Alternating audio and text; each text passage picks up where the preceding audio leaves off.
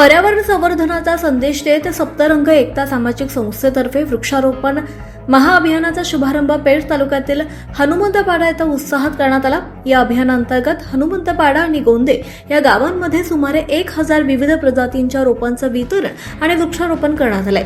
या उपक्रमात बांबू, खैर, सीताफळ, आपटा, सादडा, चिंच आणि आंबा आदी पर्यावरणपूरक आणि औषधी गुणधर्म असलेल्या वृक्षांची लागवड करण्यात आली आहे। पर्यावरणाचे संतुलन राखण्यासाठी आणि वनसंपदा वाढवण्यासाठी अशा वृक्षांचे संवर्धन ही काळाची गरज असल्याचं यावेळी मान्यवरांनी सांगितलंय। कार्यक्रमात मार्गदर्शन करताना हबाप देवीदास महाराज नाठे यांनी संत तुकाराम महाराजांच्या वृक्षवल्ली आम्हा सोयरे वनचरे या अभंगाचा उल्लेख करत वृक्षांचं मानवी जीवनातील महत्त्व अधोरेखित केलंय। वृक्ष हे मानवाला प्राणवायू, औषधी गुणधर्म आणि पर्यावरणाचे संरक्षण देणारे जीवनदाता असल्याचं त्यांनी नमूद केलं। संस्थेचे संस्थापक अध्यक्ष चेतन ठाकरे यांनी सांगितलं की यावर्षी राज्यभर अनेक जंगलांना लागलेल्या वनव्यामुळे मोठ्या प्रमाणात वृक्ष संपदा, वन औषधी तसंच पशुपक्ष्यांचे नुकसान झालंय। पर्यावरणाचा समतोल बिघडल्यानं अतिवृष्टी, दुष्काळ, वादळ, भूकंप यांसारख्या नैसर्गिक आपत्तींचं प्रमाण वाढतंय। या पार्श्वभूमीवर निसर्ग संवर्धनाचा संकल्प करत नाशिक जिल्ह्यातील प्रत्येक तालुक्यातील गाव आणि पाड्यांमध्ये वृक्षारोपण महाअभियान राबवण्यात येणार असल्याची माहिती त्यांनी दिली आहे।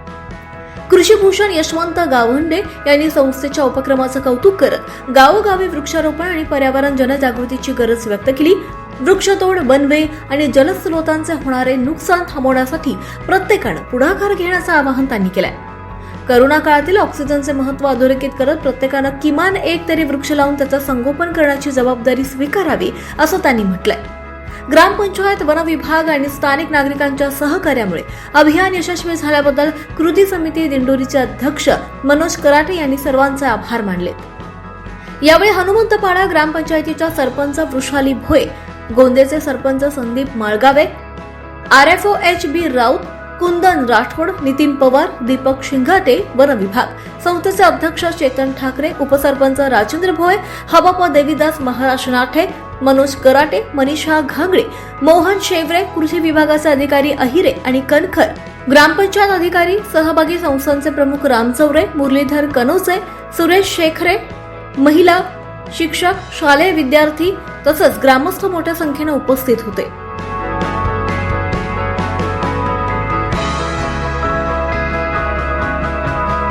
या वनामध्ये झाडच पेटली नाही तर असंख्य जीवांची राख